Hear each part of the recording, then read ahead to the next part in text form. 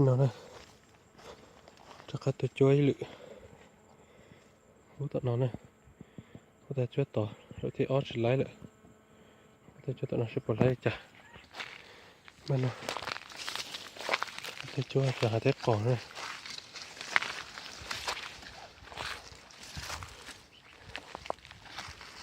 ช่วยมาสิจิ๋วหมดเจอ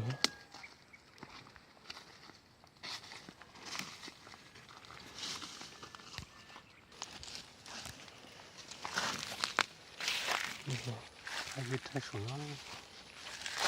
就那了。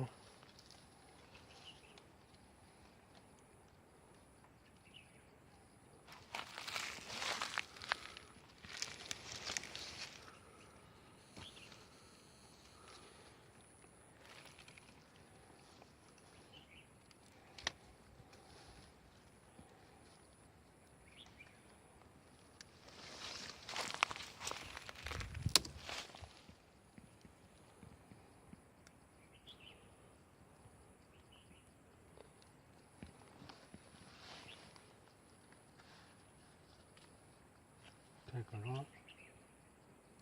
ใส่กุญแจตัวเดียวของไป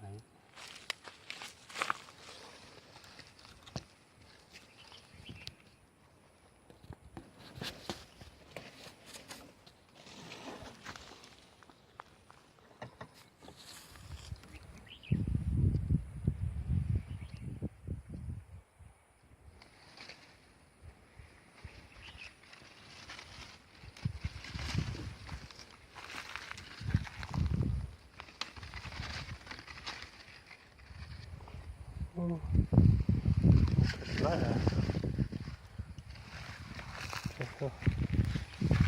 谢谢。